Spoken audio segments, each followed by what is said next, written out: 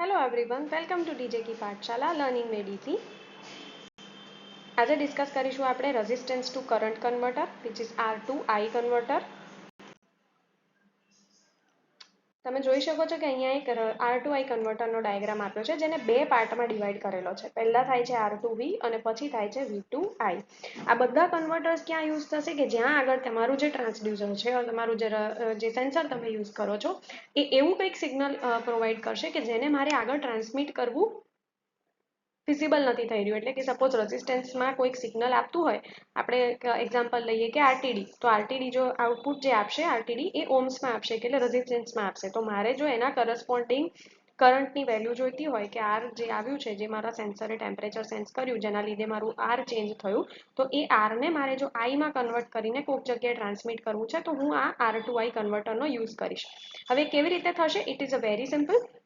અહીંયા તમને એક વિટસ્ટન બ્રિજનું કોન્ફિગરેશન દેખાય છે. જે વિટસ્ટન બ્રિજના એક આર્મમાં, જે 4 આર્મ્સ છે એમાંથી એક આર્મની અંદર આપણે with the help of connecting wires આપણે શું જોડ્યું છે? આરટીડી જોડ્યું છે.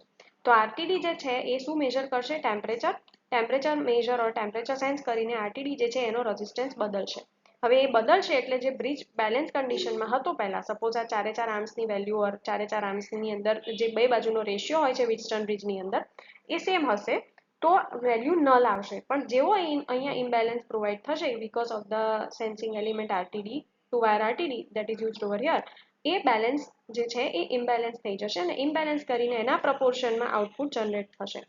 હવે એ જે આઉટપુટ છે, જે વોલ્ટેજ સિગ્નલ આવ્યું એ વોલ્ટેજ સિગ્નલ આપણે અપ્લાય કરીશું એક V to I કન્વર્ટરની અંદર. તો અહીંયા V to I કન્વર્ટરમાં આપણે એક ઓપરેશનલ એમ્પ્લીફાયર યુઝ કર્યું છે જેના માટે આપણે આગળ વિડીયોઝ જોવાના છીએ.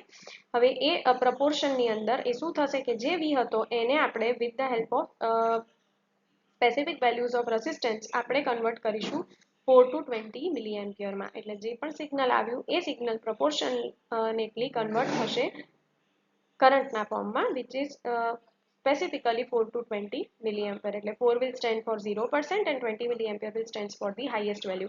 એટલે અહીંયા આપણે રેઝિસ્ટન્સને કરંટમાં કન્વર્ટ કરીએ છીએ એટલે આપણે એને resistance two current converter or R to I converter કહીએ છીએ. So this is how the signal will be transmitted from resistance value to the current value to the circuit that is needed at the end. Learn today, lead tomorrow. See you in the next video.